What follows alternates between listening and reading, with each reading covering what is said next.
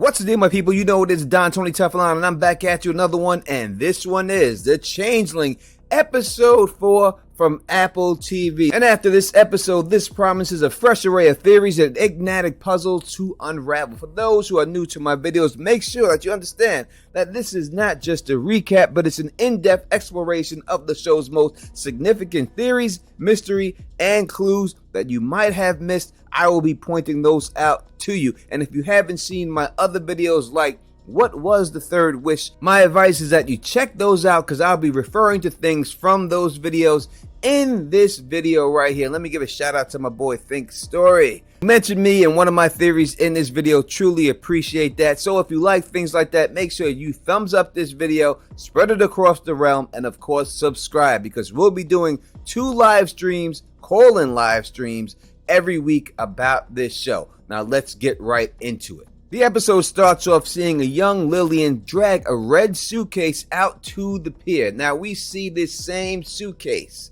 same exact one, in the opening credits. And we also see her at the same spot at the end of this show. And we also see Apollo at this same pier with his boy hanging out there. So what is the significance of this suitcase?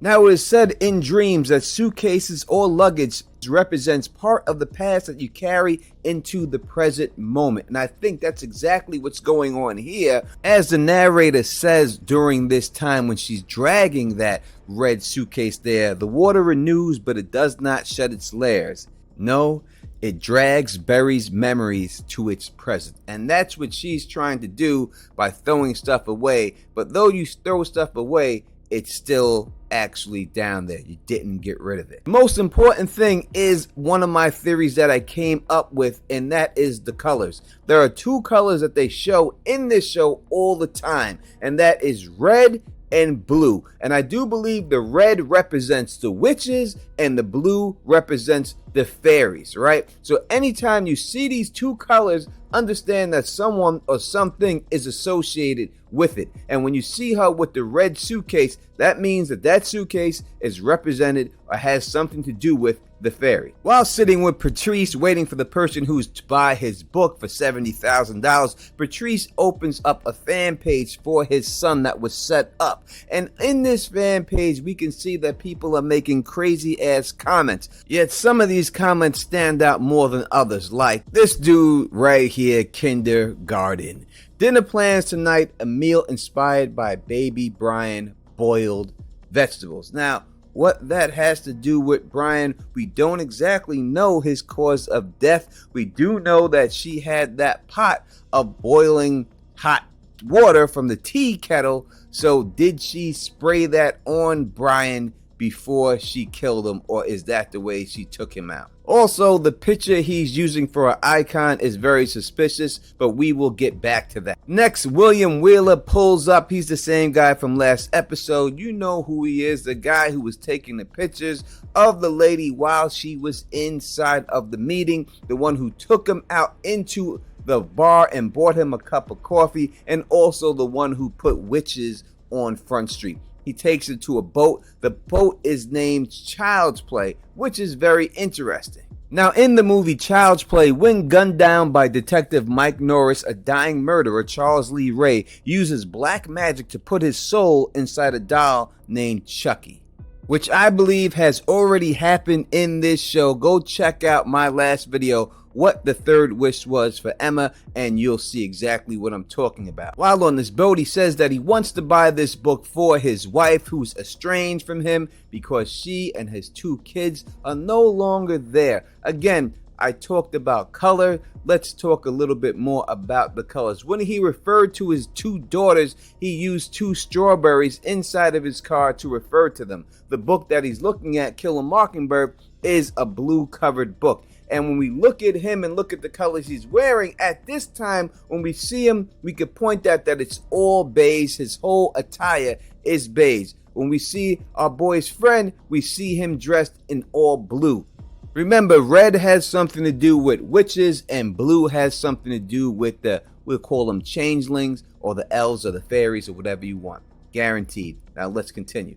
After that, we see that he's devastated that his wife has left him and taken his 2 daughters away from him, and he's happy that he received the book. He does hit them with the $70,000, which he wires to them. He says he has a whole network of people that help him in doing these type of computer type situations. Later on, we see Apollo go back to that website, and when he does go back to that website, that person, Kindergarten, puts another interesting post up there, and it says baby back ribs. Now that's 2 exact quotes about baby Brian dealing with food. And we remember the fairy tale that we've seen already in this show that said babies are a fairy's favorite meal. And while he's here in his house, you can see clearly that his whole house is the color blue. The walls are painted blue. The doors are painted blue. When you dealt with his father blowing the smoke out of his mouth, his father came in an all blue suit and blew blue smoke out of his mouth.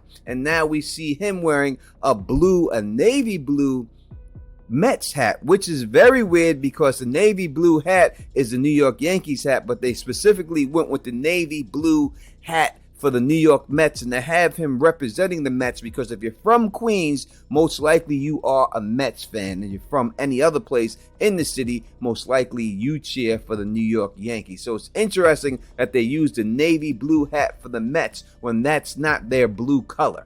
While he's meeting with his wife's sister, he does bring up the 3rd wish, and that they may never ever figure out exactly what that 3rd wish was. Now, again, a lot of people have a lot of different theories. You could check out my video what the 3rd wish was, and I explain exactly in that video. It'll be linked in the description and at the end of this video what that 3rd wish is. While he's meeting with her, he thanks her for everything she's done, and he also gives her $10,000 because she was supposed to be the one to deliver their baby, but he delivered the baby instead on the subway, so he didn't have a chance to do it. We then get a look at the fortune cookies, which reminds him of the birth of his child because his wife gave him those fortune cookies right before she told him that she was pregnant. Again, he's dressed in all blue attire. And then all of a sudden, he gets a text message from his phone saying that his wife is still alive, and that's why he starts following this signal that he gets. It's funny that also when they use the signal in there, you can see one of the spots is red and one of the spots is blue. And when he finds out exactly who is sending this message, it's none other than our boy, William Wheeler. But instead of being dressed in all beige like we've seen him dressed in all beige before,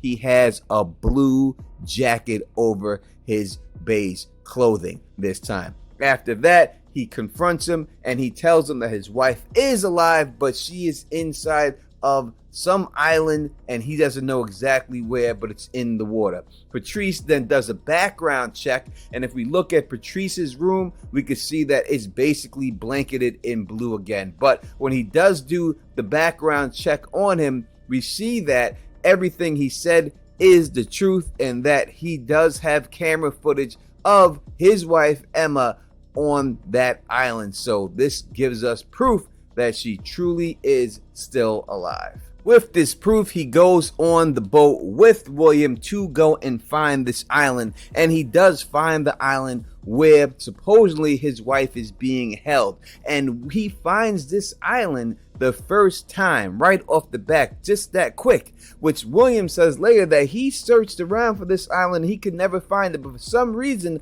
Apollo was able to find it the first time he goes on there with this island. While they are there, he gets captured by a bunch of women. Now only women are on this island. There are no men on this island, and they say specifically that the last time that they had a man on here, he went crazy and killed a bunch of people. So now they do not allow men on this island, only women. While he's there, he finally then gets a chance to meet the leader of this group. While on the island, he sees the lady that he met in the meeting on the island. She has made her way there. The one who said that it's not a baby, right? She's there. And when he goes to meet Cal, it's very interesting, and you may have missed it. Again, I talked about the colors being a major theme, the red color and the blue color. You can see clearly that this building was painted blue but they painted over it with red. And when he meets Cal, you can see that the lights in the room are red and everything she's surrounded by is red.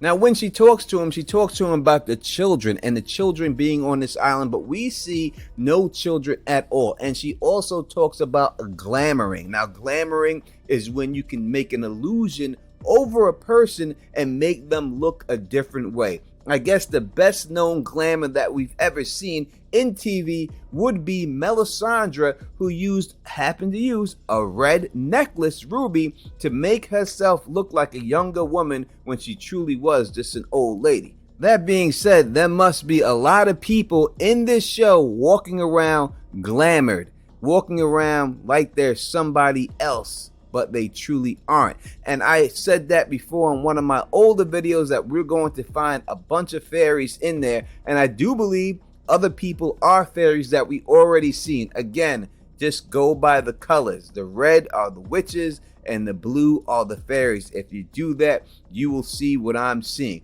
All right, after that, he's talking to her, and it doesn't seem like she wants to do any harm to him whatsoever until she finds out that he did not come there alone. Once they find William Wheeler come out, Cal all of a sudden becomes a totally different person. In fact, we see Cal whoop his ass pretty bad. I mean, she put the boots to him literally, and after she kicked the shit out this dude, she locked them both up inside of a cage. She says there's no doubt that she's going to kill him. He wants to be killed in front of his wife, which we then learned that he had two daughters and one of them was killed by his wife. So his wife was in the same exact situation that we see Apollo's wife was in. The exact same thing, and he's just doing the same thing, searching for his wife. Apollo was searching for his wife to kill her. He's searching for his wife to get back together. But he took that ass whipping very well. In fact, he got up,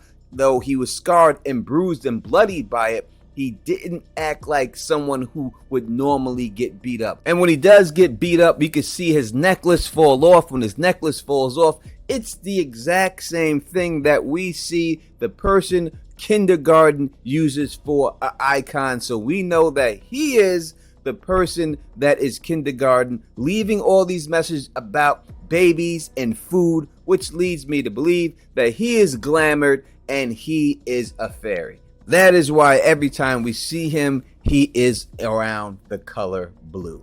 He tells Apollo that he's called for backup, and if Apollo doesn't eat his humble pie, then everybody on this island is going to die. The backup he called for must be other fairies, because these people right here are the witches, the wise women from what I think, and I think that they are going around killing all these changeling babies, or taking the other babies here and raising them here after taking them back from the fairies who stole them and planned to eat them. Now, the leader of this group, Cal, said her name was short for Callisto. Now, Callisto is, in Greek mythology, a nymph, which is a fairy. And this person, Callisto, from the fairy tales for Greek mythology, whatever you wish to call it, was the person who was raped by Zeus and then turned into a she-bear. Now, she was also known as the hunter for Artemis, and Artemis is who? Well, that is the girl whose twin brother is Apollo, which happens to be the name of our main character in this show. So that is my episode breakdown. I'll be back doing a live stream and I will talk more about theories, and I'll drop more videos about more of these theories. And if you like the way I do this, please thumbs up this, spread this across the realm, and of course, subscribe. And until next time, you know who it is. Peace and stay sexy.